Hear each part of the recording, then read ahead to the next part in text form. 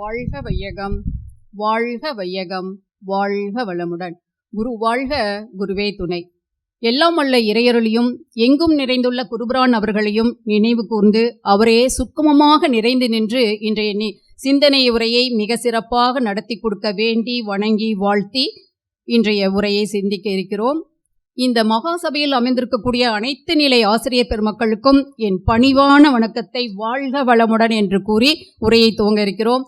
தலைப்பு உயிர் சக்தி, நுண்ணுடல், அறிவு. இந்த உரையினுடைய நோக்கம் என்ன என்றால் பார்த்தா, வாழ்க்கையை விளங்கி கொண்டு வாழும் பொழுதுதான் முழுமையான வாழ்க்கையாக இருக்கும். அப்படி வாழ்வதற்கு உயிர் என்பது எது, அது எங்கிருந்து வந்தது, அது எப்படி இயங்குகிறது, இயக்கத்தினுடைய விளைவு என்ன, அதனுடைய முடிவு என்ன அப்படிங்கிறதெல்லாம் நம்ம நல்லா தெளிவாக அறிஞ்சு புரிஞ்சா மட்டும்தான் நம்மளுடைய வாழ்க்கை சிக்கல் இல்லாமல் ஒரு தெய்வீக வாழ்க்கையாக அமையும் என்பதே இந்த உரையினுடைய நோக்கம். இந்த உரையின் முக்கிய உள்ளடக்கமாக வேதாத்திரிய விளக்கம், அறிவியல் விளக்கம், அறிவியல் ஆராய்ச்சிகள், உள்ளுணர்வு விளக்கம், சமுதாய தாக்கங்கள், செயற்பாட்டிற்கான அழைப்பு என்பதை பார்க்க இருக்கிறோம். வேதாத்திரிய விளக்கம் என்ற தலைப்பின் கீழ்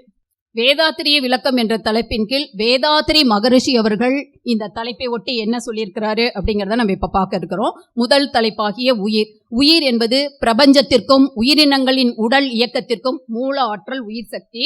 அந்த உயிர் சக்திக்கு மூல ஆற்றல் இறைநிலை.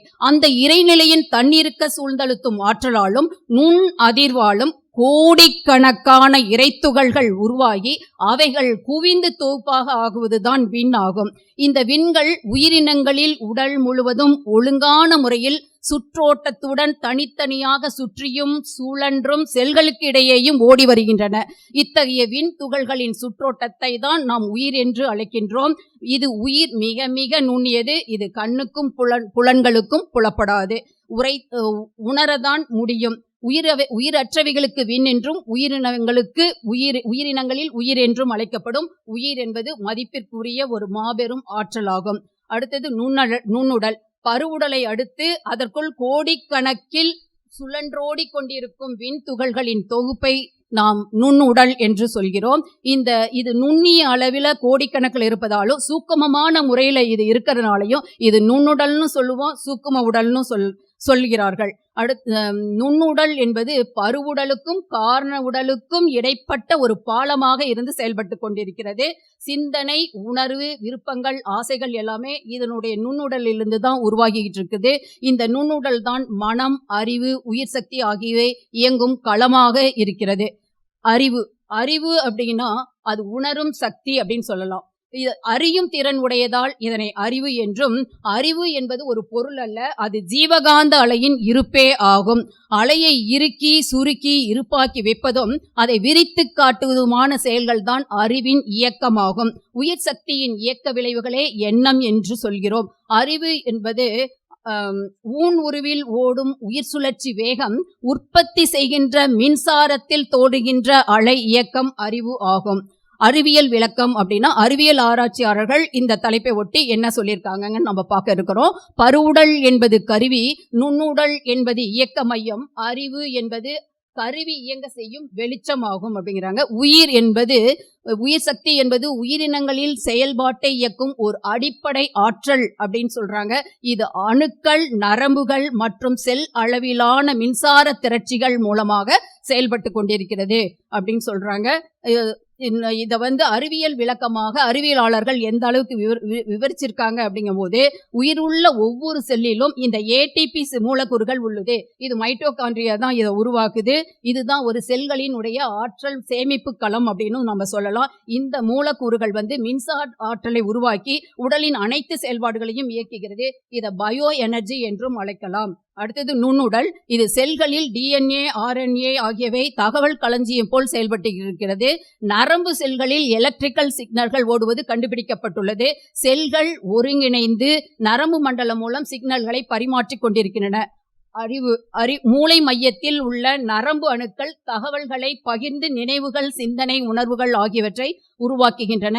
குவாண்டம் பிசிக்ஸ் இதை என்ன சொல்லிட்டு இருக்காங்கன்னா, மெய்ஞானத்தின் அடிப்படை அலைவடிவம் அப்படின்னு சொல்றாங்க. உடலில் உயிர் துகள்களின் செயல்பாடு எந்த மாதிரி இருக்கு அப்படின்னா, மூளையில் உயிர் துகள்கள் நுண் அறிவு அதிர்வுகளாக மாறுகின்றன. நரம்புகள் ஆற்றலை பரிமாற்றம் செய்யும் கருவிகளாக செயல்படுகிறது. உயிர் துகள்கள் காந்த அலை வடிவத்தில் நுண்ணுடலாக செயல்படுகிறது.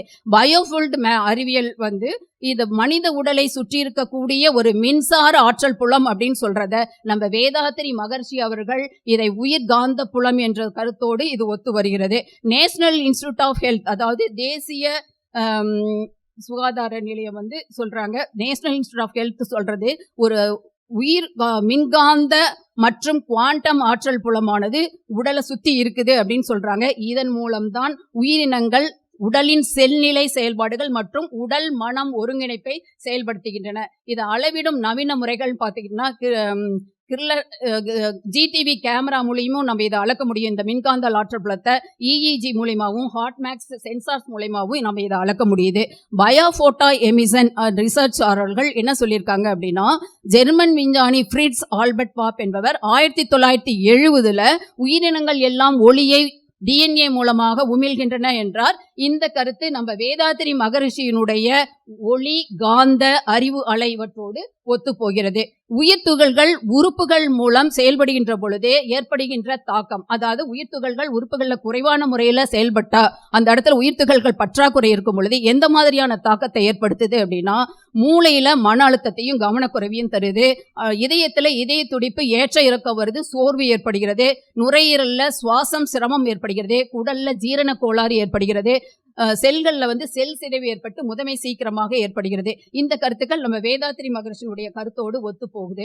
பயோஃபீல்டு மற்றும் பயோமேக்னட்டிசம் செய்யக்கூடிய வேலைகள் அப்படின்னு பார்க்கும்போது, இந்த ஹார்ட்மேக்ஸ் இன்ஸ்டிடியூட்ங்கிற ஒரு நிறுவனமானது இதயத்துடைய மின்காந்த புலத்தை அளந்து பார்க்கறாங்க. அப்போ அது 3 மீட்டர் தூரம் வரைக்கும் மின்காந்த புலத்தை வெளியிடுகிறது அப்படின்னு கண்டுபிடிச்சிருக்காங்க.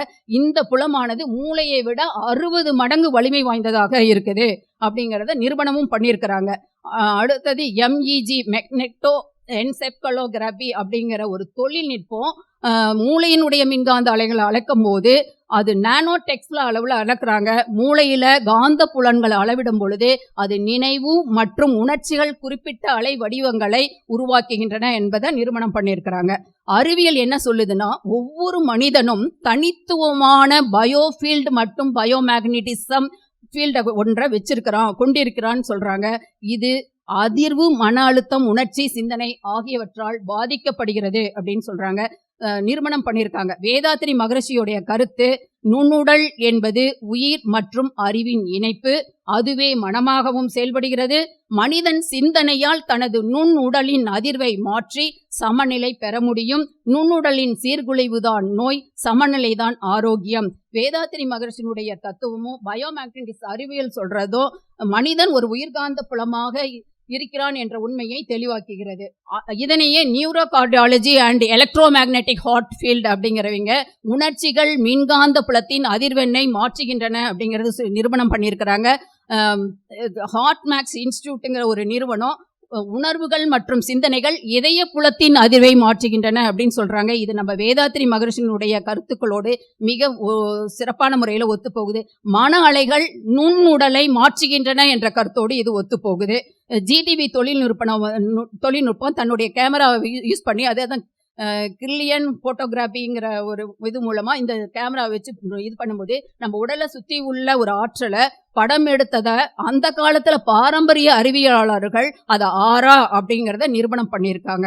அறிவியல் இணைப்பு அப்படின்னா வேதாத்திரி மகரிஷியினுடைய கருத்தோடு அந்த அறிவியல் துறை சொன்ன கருத்து எந்த அளவுக்கு ஒத்து போகுதுன்னு நம்ம இப்ப பார்க்க இருக்கிறோம். அது ஒரு டேபிளர் கலர்மா. வேதாத்திரி மகரிஷி அவர்கள் உயிர் துகள்கள் என்றதை உயிர் ஆற்றல் அப்படிங்கிறது அறிவியல் துறை சொன்னது, நிரூபணமும் பண்ணியிருக்கிறாங்க. மன அதிர்வு மற்றும் உயிரோட்டம் என்பதை ஆற்றல் அதிர்வு என்றும், உயிரின் வெளிப்பாடு என்பதை ஒளி அலை என்றும், பிரபஞ்ச உயிராற்றலின் இணைவு என்பதை ஒருமைப்பாடு என்றும் அறிவியலாளர்கள் நிரூபணம் பண்ணியிருக்கிறாங்க.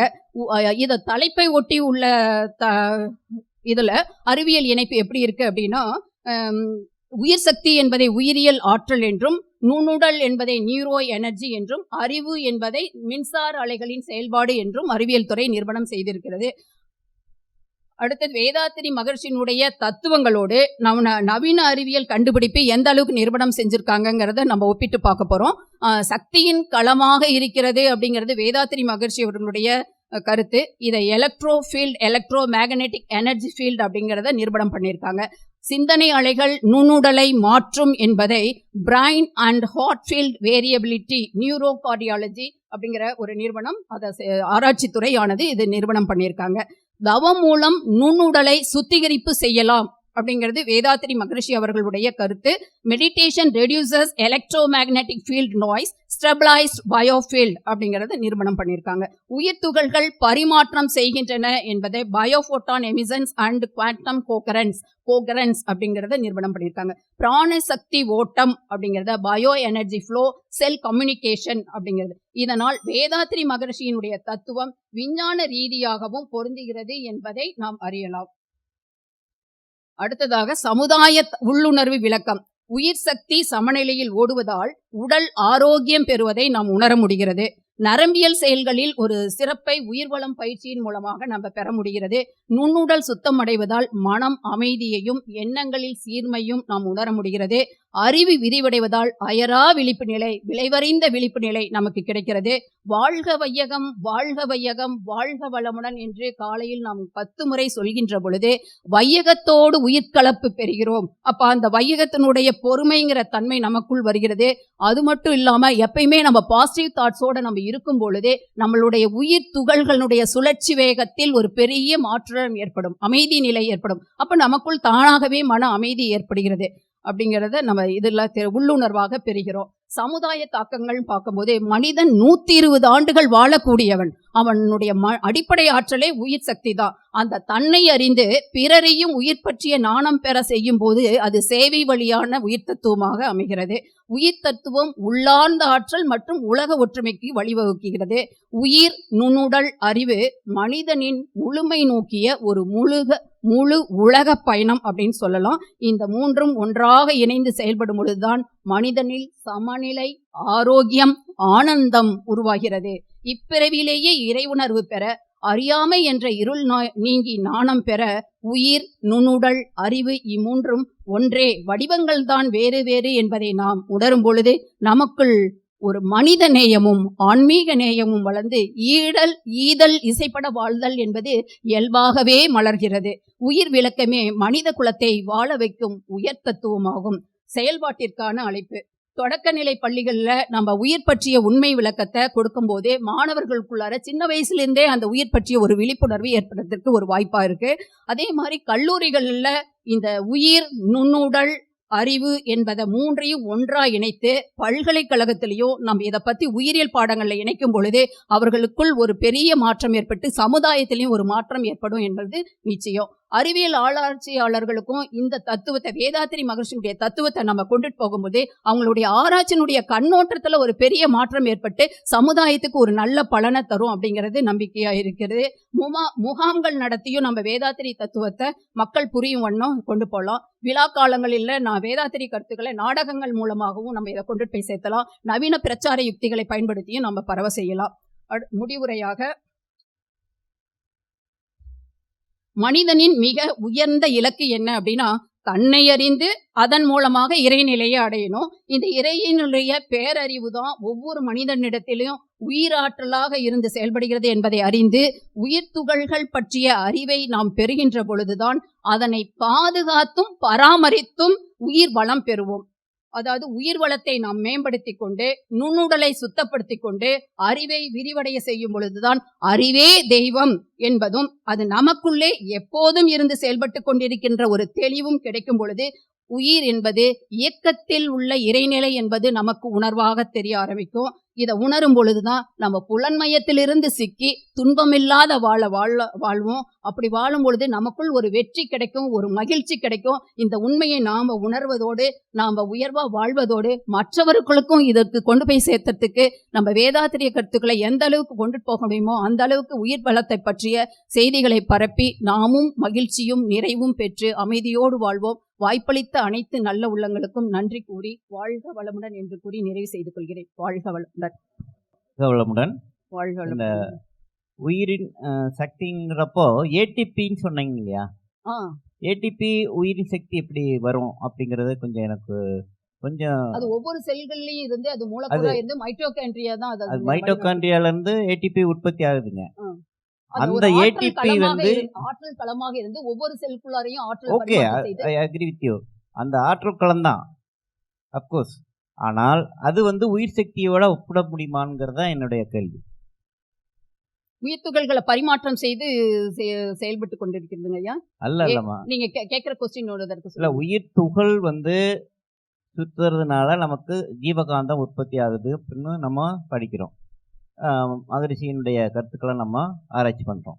அதே நேரத்தில் அந்த மைட்டோகாண்ட்ரியாவில் உற்பத்தி ஆகக்கூடிய அடினோசின் ட்ரைபாஸ்பேட் என்று சொல்லக்கூடிய அந்த சக்தி வந்து உயிர் சக்தியோட எப்படி ஒப்பிட முடியுங்கிறது தான் இந்த கேள்வி. அது வந்து ஏடிபிங்கிற அந்த இது வந்து உடையும் போது 3 இதா உடையுங்க ஐயா. அந்த 3ஆவதா உடையறது தான் ஆற்றலாக மாறி ஒவ்வொரு செல்களுக்கும் ஆற்றலை கொடுத்து செயல்படுத்துகிறது. Correct, right, okay. பட் அதோட வந்து அது வந்து உயிர் சக்திக்கு எப்படி இது பண்ண வருமா? உடல் அளவுல ஏடிபி தான் உயிர் சக்தியாக செயல்பட்டு கொண்டிருக்கிறது அப்படிங்கிறது நான் காந்த சக்தி. அந்த காந்த சக்தி வந்து ஜீவகாந்தமா இருக்குது. அதை வந்து உயிர் சக்திங்கிறது வந்து எப்படிங்கிறத என்னுடைய கேள்வி. அது நுண்ணுடல்ல இருந்து தாங்க ஐயா செயல்பட்டு கொண்டிருக்கு. ஆமா, உயிர் சக்தி அப்படிங்கிறது இப்ப நம்ம சாப்பிட்றோம், அது ஒரு சக்தி. குளுக்கோஸ் ஒன்று வருது, அது ஒரு சக்தி. அது செல்லுக்குள்ள போகுது, அது ஒரு சக்தி. மைட்டோகாண்ட்ரியாவுக்கு போகும்போது நம்ம எல்லாருமே தெரிஞ்சுக்க வேண்டியது, அங்க அது உயிர் சக்தியா மாற்றுறது வந்து தைராக்சின். அதனாலதான் தைராய்டு குறைஞ்சதுனாக்க நம்ம குண்டாயிடுறோம், தைராய்டு ஜாஸ்தி இருந்தால் ஒல்லி ஆகுறோம். அதுதான் விசுத்தி, சுத்தமான சக்தி. அந்த சக்தி தான் வந்து நம்ம மைட்டோகாண்ட்ரியாவுக்கு உள்ள வந்து அங்க வர்ற குளுக்கோஸ் எனர்ஜியை உயிர் சக்தியா மாற்றி, அந்த உயிர் சக்தி தான் நம்ம அது ஏடிபி அதெல்லாம் அந்த கெமிக்கல் ரியாக்ஷன்ல வந்துட்டு நம்ம உடலை இயக்கும் சக்தியாக மாறுவது அந்த இடத்துல தான் நடக்குது. அந்த தைராய்டு இன்டகிரேஷனை எல்லாருமே மறந்துடும். அங்கதான். நன்றிங்க ஐயா, வாழ்க வளமுடன். இது ஆல்ரெடி நான் சொன்ன மாதிரி இப்போ நம்மளுடைய சாஸ்திரங்கள் படி கான்ஷியஸ்னோட ஃபர்ஸ்ட் எக்ஸ்பிரஷன் பிராணா அப்படின்னு சொல்றோம். மகாபிராணா அப்படிங்கிறது தான் யூனிவர்சல் மேக்னட்டிசமோட ஒப்பிடலாம். அது நமக்குள்ள வரும்போது அது ஜீவகாந்தம், அதை பிராணான்னு சொல்றோம். அதுல பஞ்ச பிராணாஸ்ன்னு சொல்லி ரெஸ்பிரேட்டரி சிஸ்டம், எக்ஸ்பிரேட்டரி சிஸ்டம் ஒவ்வொன்றுக்கும் ஒவ்வொரு பிராணா பேர் வச்சிருக்காங்க. பட் இப்போ வந்து இந்த பிராணனை வந்து நம்ம நேரடியாக பிரபஞ்சத்துல இருந்து எடுத்து உயிர் வாழ முடியும் உணவு இல்லாமையே. அதுக்கு பிரெத்தேரியன்ஸ் பேரு. சித்தர்கள் வந்து அதை பண்ணியிருக்காங்க. நம்ம எப்போ போய் அந்த இது பண்ணி பிந்துவை இது பண்ணி அமிர்தம் சுரக்குமோ அப்போ பிராணத்தின நேராக வாங்கிட்டு நம்ம உடல் செல்கள் எல்லாம் செய்ய முடியும். ஆனால் எல்லாராலையும் அது முடியாது. அதனால என்ன பண்ணுது, இந்த தாவரங்கள் வந்து அந்த பிராண சக்தியை வந்து வாங்கிட்டு பஞ்சபூத செயற்கையோட வந்து அதை கெமிக்கல்ஸாக மாற்றி நம்ம உடம்புக்குள்ள நம்ம அதை உணவாக எடுத்துக்கிறோம். அந்த உணவு கடைசியாக குளுக்கோஸாக மாறி அந்த மைட்டோகாண்ட்ரியால போய் ஏடிபியாக மாறி அது நீங்கள் சொன்ன மாதிரி உயிர் ஆற்றலாக மாற்றி நமக்கு வேலை செய்யறதுக்கு வேண்டிய சக்தியை கொடுக்குது. ஸோ அப்படிதான் அந்த கனெக்ஷன் வரும். நான் வந்து ஏடிபி எப்படி புரிஞ்சுக்கிட்டேன் அப்படின்னா, அது ஒரு மின்சார ஆற்றலை உருவாக்குது, அது உடல் இயக்கத்துக்கு பயன்படுத்துது அப்படிங்கிற அளவுக்குல அதை நான் ஏடிபியை புரிஞ்சுக்கிட்டேன். இல்லை, அதே தான் தைராய்டு வந்து நம்ம விசுத்தின்னு படிக்கும்போது ஆகாஷ் எனர்ஜி நமக்கு தைராய்டு நம்ம ஸ்டிமுலேட் பண்ணும்போது, விசுத்தி சக்கரா ஸ்டிமுலேட் பண்ணும்போது நமக்கு உணவே தேவையில்லை, ஆகாஷ் எனர்ஜி நமக்கு கிடைக்கிறதுன்னு சொல்றதுடைய தத்துவமே அதுதான்.